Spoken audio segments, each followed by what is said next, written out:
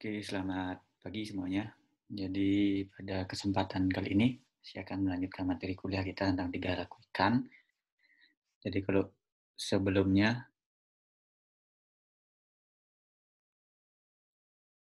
kita sudah berdiskusi tentang fisiologi penglihatan dan hubungannya dengan tingkah laku ikan. Jadi pada pertemuan kali ini kita akan coba berdiskusi tentang bagaimana sih fisiologi pendengaran dan hubungannya dengan tingkah laku ikan. Mungkin kalau spesifikasi lebih rinci tentang sistem pendengaran ikan seharusnya sudah dijelaskan pada materi mata kuliah lain pada fisiologi hewan air dan mata kuliah lain yang lebih spesifik menjelaskan pendengaran. Jadi pada pertemuan kali ini kita tidak spesifik lagi membahas organ pendengarannya, bagaimana sistem organ pendengarannya. Tetapi kita lebih banyak membahas bagaimana ini berjalan dan hubungannya dengan tingkah laku ikan, kemudian bagaimana penerapannya setelah kita mengetahui sistem pendengarannya dan tingkah lakunya terhadap aplikasinya di lapangan dalam dunia perikanan, baik itu dalam dunia penangkapan ataupun baik dalam dunia budidaya dan konservasi seperti kita diskusikan di pertemuan awal di mata kuliah ini. Jadi yang pertama adalah kita coba dulu kembali ke definisi. Jadi definisi yang paling penting adalah suara. Suara itu apa sih? Jadi kalau secara definisi bisa diartikan suara itu adalah salah satu faktor penting bagi hewan tingkat tinggi yang punya organ-organ terspesialisasi untuk menghasilkan dan mengamati gelombang-gelombang tersebut. Jadi suara ini adalah salah satu faktor penting bagi hewan tingkat tinggi. Hewan tingkat tinggi itu apa? Ya semua jenis hewan, hewan tingkat tinggi. Jadi kalau pada hewan tingkat rendah atau organisme tingkat rendah, suara tidak menjadi penting. Contohnya pada bakteri, mereka tidak berkomunikasi dengan suara, tapi dengan sinyal-sinyal. Jadi pada hewan tingkat tinggi, suara itu adalah salah satu faktor penting untuk komunikasi satu dengan yang lainnya. Baik itu komunikasi antar organisme dalam satu kelompok ataupun antar kelompok berbeda organisme atau berbeda spesiesnya. Jadi itu suaranya adalah salah satu faktor penting dalam komunikasi di hewan. Bagaimana juga di ikan juga suara. Ikan bukan berarti dia hidup di air dia tidak mengeluarkan suara atau dia tidak bisa berbicara. Mungkin ikan tidak bisa berbicara seperti layaknya hewan-hewan yang ada di daratan, tapi mereka juga mengeluarkan sinyal-sinyal suara untuk berkomunikasi satu dengan lainnya. Kemudian yang kedua adalah suara juga digunakan untuk memperoleh informasi tentang lingkungannya.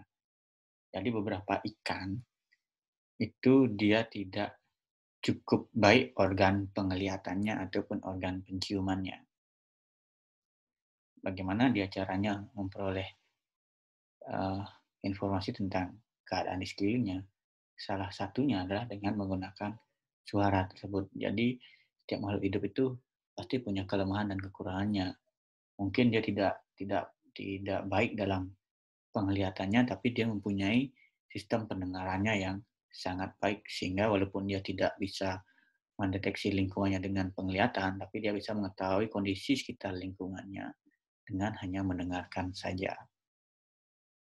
Nah, dalam dunia perikanan itu ada beberapa istilah terhadap ikan-ikan yang mendekati senang terhadap suara ataupun ikan yang menjauhi suara. Jadi yang pertama itu adalah ikan-ikan yang aktif. Nah, ketika ada suara, jadi ketika ada suara atau bunyi-bunyian, dia akan mendekati sumber suara tersebut. Nah, dalam dunia perikanan itu disebut atau dikategorikan sebagai akustik taksis positif. Hampir sama lah seperti kita lihat definisinya ikan yang mendekati sumber cahaya disebut dengan fototaksis positif. Tapi di sini adalah namanya kalau dia mendekati sumber suara atau sumber bunyi-bunyian disebut dengan akustik taksis positif. Artinya dia sangat aktif atau menyukai suara. Jadi ketika ada suara dia akan mendekati sumber suara tersebut. Kemudian ada juga ikan yang tidak suka atau tidak terlalu suka terhadap sumber suara atau suara-suara dan bunyi-bunyian. Itu disebut dengan akustik taksis negatif. Jadi dia negatif, artinya ketika ada suara di sekitarnya mungkin dia akan pergi Dan ini tentu hal ini tentu penting bagi kita di dunia perikanan, baik itu perikanan tangkap, perikanan budidaya, atau konservasi.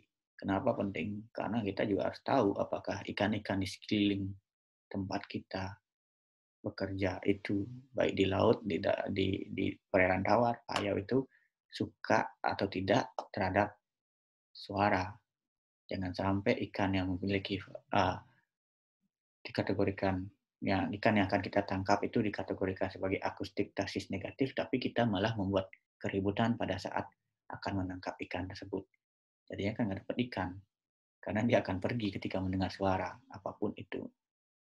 Nah, itu salah satunya bagaimana kita memanfaatkan pengetahuan tingkah laku ikan ini terhadap aplikasi di dunia perikanan secara realnya, baik itu perikanan tangkap, budidaya, ataupun perikanan konservasi.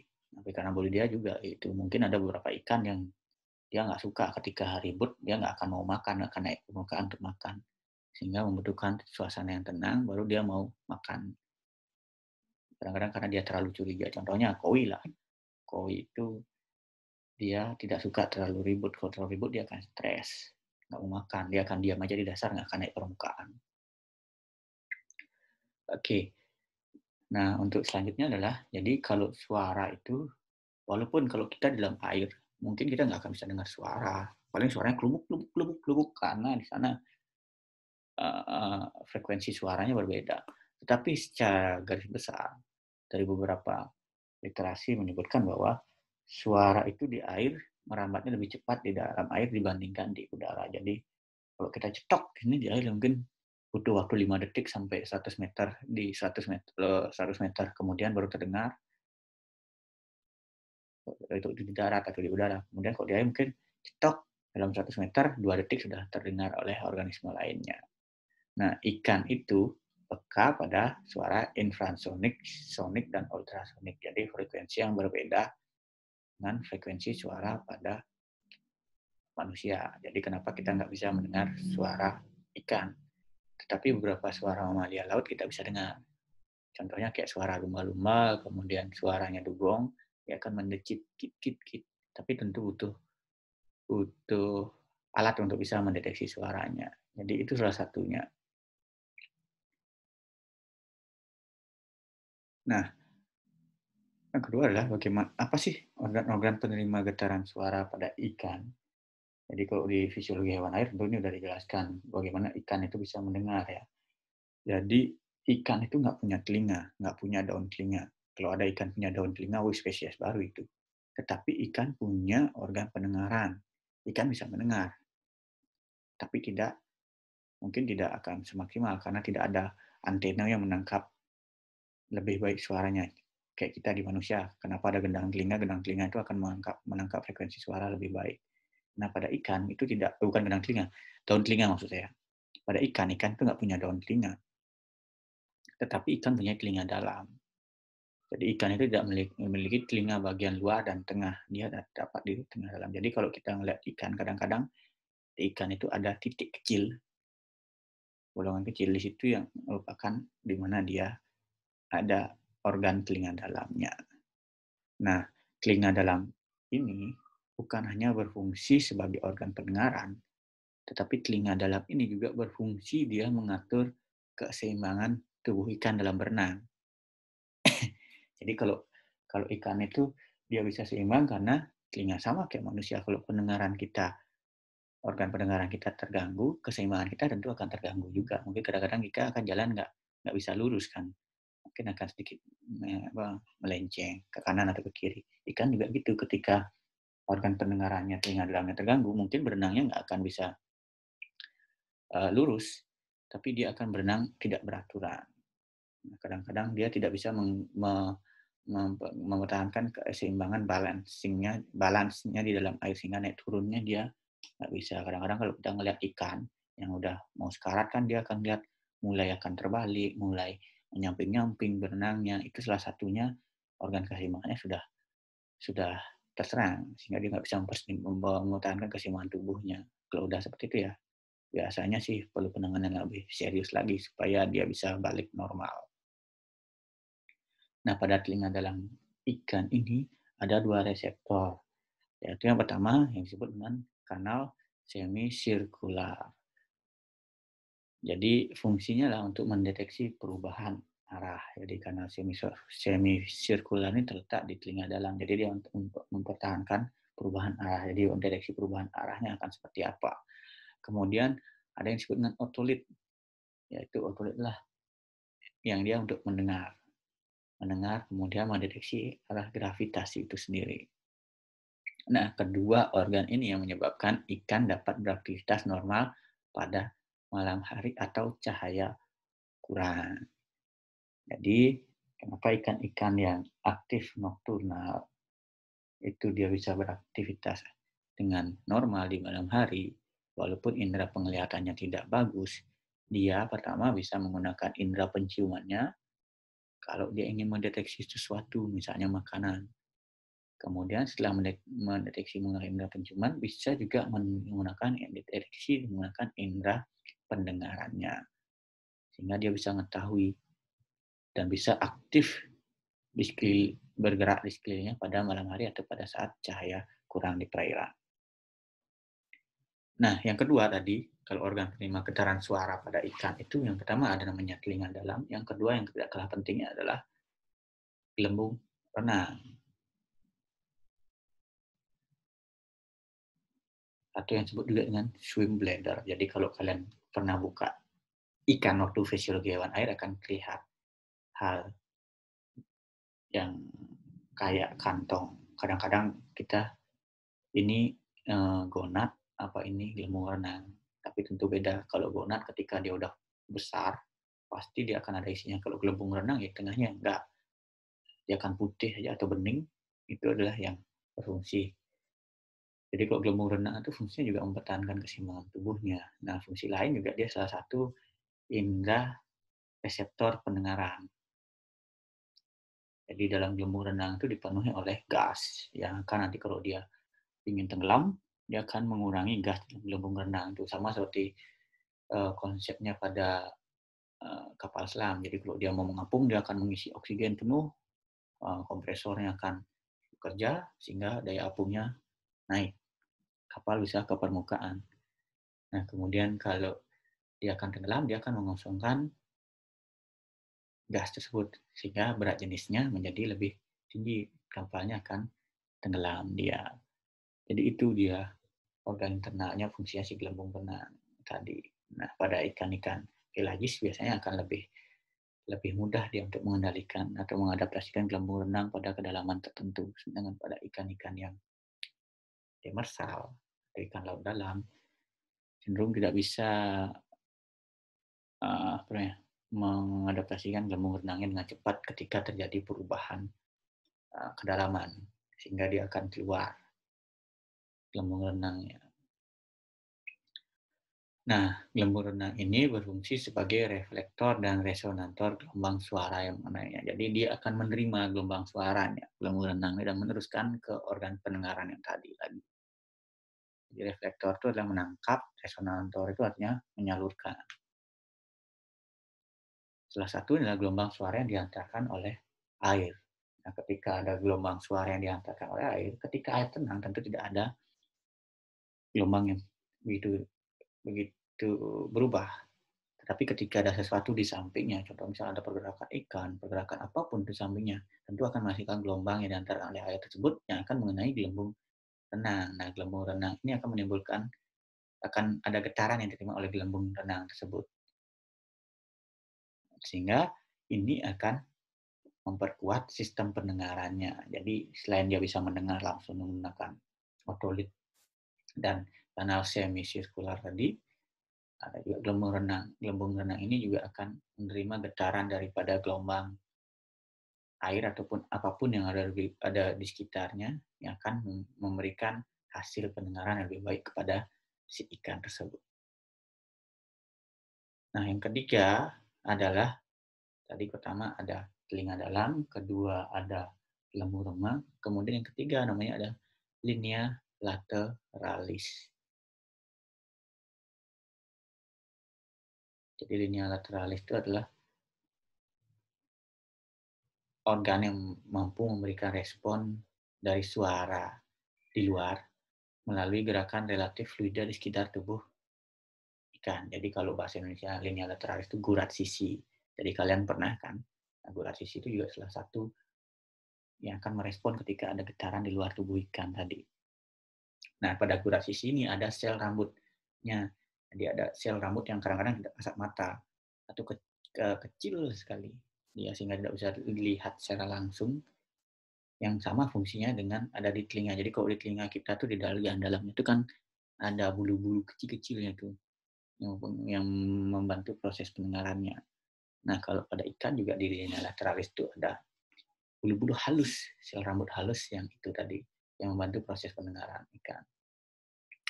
Nah, fungsi linea lateralis pada ikan yang ada 3. Yang pertama adalah mengindra gerakan halus arus yang dipantulkan oleh penghalang tak terlihat seperti jadi kenapa ikan itu jarang dia nabrak, walaupun dia penglihatannya nggak bagus pas malam hari, jarang kan dia teroplak, kecuali dia panik taplak nabrak dia. Tapi kalau dia nggak panik, dia berenang, dia jarang nabrak, walaupun dia nggak bisa melihat sempurna. Kenapa? Karena linea lateralis itu akan mendeteksi ketika dia akan melewati sesuatu menabrak, oh berarti dia akan mendeteksi, oh gerakan arusnya beda nih, ada penghalang di depannya, dia akan berbelok ke kanan ke kiri sehingga menghindari daripada tabrakan terhadap sekelilingnya, tabrakan antar ikan juga. Kalau dia misalnya bergerak dalam satu schooling yang sama. Kemudian yang kedua adalah menemukan gangguan yang ditimbulkan oleh mangsa yang tersembunyi atau musuh yang akan menyerang. Jadi linea lateralis juga memberikan uh, respon jika ada di sekelilingnya ada gangguan, baik itu oleh mangsa atau baik oleh musuh. Dia akan memberikan respon. Jadi yang datang ini mangsa atau musuh, sehingga dia bisa lebih waspada si ikan ini. Kemudian yang paling penting adalah linea lateralis ini juga membantu ikan untuk mempertahankan formasinya ketika dia membuat schooling ikan. Karena dia akan tahu posisi temannya tuh masih di dekatnya atau tidak. Ketika tidak di dekatnya, kemudian dia akan mencari lagi supaya dia tetap dalam formasi yang sama pada proses schooling tersebut. Nah ini contohnya linea lateralis pada ikan. Jadi linea lateralis itu macam-macam bentuknya tergantung daripada tiap jenis ikan dan tiap spesies ikannya. Kemudian ada yang memiliki satu, tapi ada yang memiliki lebih dari satu. Kemudian ada yang lengkap dari ujung operculum sampai ke ujung ekor, dia titik-titiknya. Tapi ada juga yang nggak lengkap, terputus kemudian nyambung lagi. Kemudian ada yang bentuknya dia lurus, seperti itu. Seperti ini dia lurus. Nah, ada juga bengkok-bengkok kayak gini. Ada yang menyerupai juga garis melengkung kayak gini dia. Nah, itu tergantung dari spesies ikannya masing-masing. Mungkin besok ketika kalian beli ikan di pasar, kalian bisa ngamatin linea lateralisnya putus-putus kah, bengkok kah, atau melengkung kah. Itulah salah satu proses adaptasi morfologis ikan biasanya.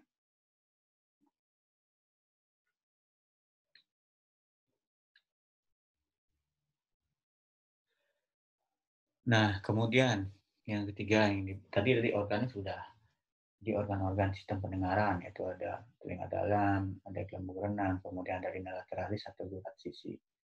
Nah, kemudian bagaimana sih suara yang dihasilkan ikan? Jadi selain peka dari organ-organ, 3 organ tadi untuk menerima suara yang dihasilkan oleh organisme lain atau lingkungan sekitarnya, ikan juga menghasilkan suara tersendiri.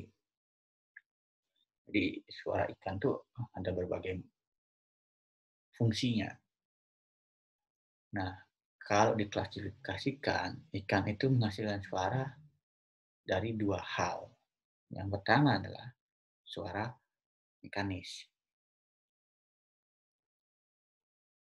Yang kedua adalah suara biologis. Jadi suara mekanis itulah suara yang dihasilkan selama pergerakan. Misalnya pada saat dia mengunyah makanan, kemudian pada saat dia bergerak, pada saat dia menggali tanah, pada saat dia menyerang mangsanya. Nah, suara biologis itulah suara yang bertujuan untuk berkomunikasi. Jadi dia mengeluarkan suara untuk berkomunikasi antar temannya mungkin atau antar saudaranya di dalam dalam lingkungannya dia, dalam spesies ikannya dia. Nah, di sini ada contoh-contohnya. Contohnya suara mekanik di sini adalah suara dari pergerakan ikan. Kemudian suara yang timbul dari ketika ikan itu makan. Nah, kalau suara biologis, contohnya adalah suara yang dikeluarkan sebagai tanda khusus. Jadi dia memberikan tanda khusus. Ada beberapa ikan yang dia memberikan tanda khusus ketika dia melakukan sesuatu. Jadi berkomunikasi. Contohnya kayak si uh, ikan-ikan pelagis. Kemudian contohnya juga misalnya pada mamalia laut, dia melakukan komunikasi dengan berteriak satu dengan lainnya. Kemudian ada juga suara biologisnya adalah suara dalam keadaan terkejut atau ketakutan. Jadi ikan juga pada ketakutan dia mengeluarkan suara. Nah, itu akan didengar oleh teman-temannya. Kemudian suara ketika memikat lawan jenis. Jadi ikan itu ketika dia memikat lawan jenis bukan hanya dengan tingkah lakunya, pergerakannya, tapi juga dengan suaranya tadi. Nah, yang terakhir adalah suara biologis adalah keadaan agresif untuk menakuti musuhnya. Jadi suara yang ditampilkan, dia keluarkan. Tujuannya tadi yang pertama dia bisa untuk karena ketakutan dia mengeluarkan suara, yang ketiga juga dia mengeluarkan suara supaya musuhnya berpikir ketika akan menyerang dia karena suaranya yang keras.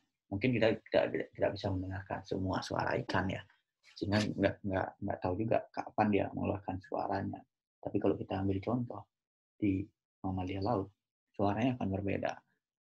Jadi ada suara dia berkomunikasi, dan ada suara ketika dia akan berburu, dan ada suara ketika dia ada ketemu dengan musuhnya. Berbeda, jadi berbeda. Contohnya kayak di paus pembunuh itu. Jadi paus pembunuh itu juga berkomunikasi dengan kelompoknya itu dengan hal seperti itu.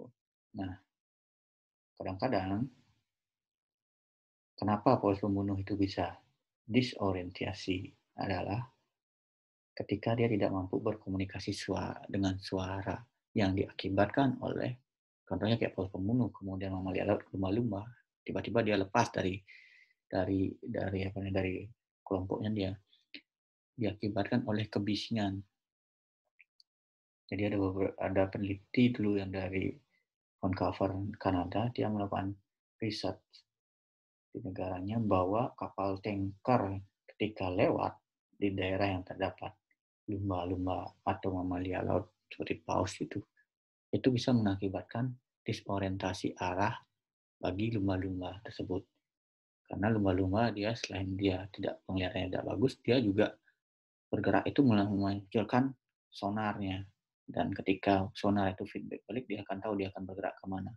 Tetapi ketika ada kapal tanker lewat yang ribut, sonarnya nggak bisa bergerak berfungsi dengan maksimum. Akhirnya dia jadi disorientasi arah, tidak tahu harus bergerak kemana. Itu yang menyebabkan kadang-kadang lumba-lumba itu bisa terdampak karena dia nggak tahu ini di mana. Tiba-tiba sudah masuk ke perairan dangkal aja dia, karena dia disorientasi arah tadi. Kemudian kadang-kadang dia bisa terpecah dari kelompoknya. Jadi itu pentingnya suara bagi beberapa ikan dan mamalia laut ketika dia ingin melakukan komunikasi untuk berbagai hal. Nah, ini bagian tubuh ikan yang bersuara. Contohnya, di sini ada beberapa kelompok ikan. Skianidae sama Labridae itu menghasilkan suara dari gelembung renangnya. Kemudian kelompok dari Siluridae atau catfish.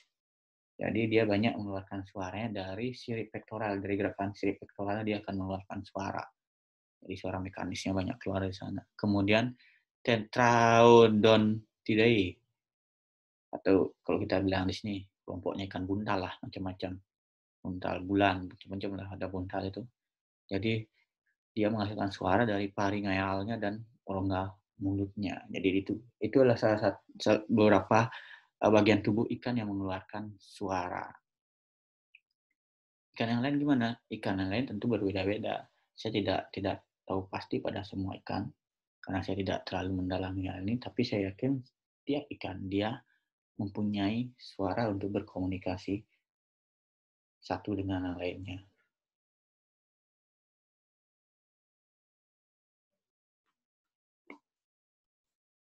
Nah, apa sih pentingnya suara ini dan sistem pendengaran ini bagi penggunaan akustik bawah air dalam kelautan dan perikanan? Yang pertama adalah untuk survei, survei dengan suara.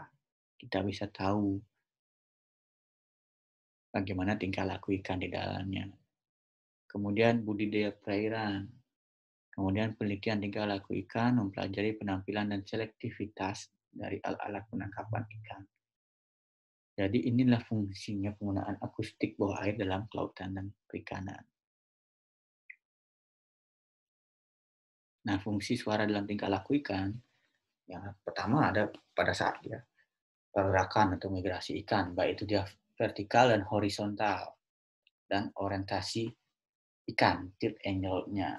Jadi fungsi organ pendengaran dan fungsi suara, dia menangkap suara, pertama adalah pergerakannya dia untuk migrasinya, baik itu vertikal atau horizontal, dan orientasi arahnya. Kemudian reaksi terhadap gerak kapal dan alat penangkapan ikan.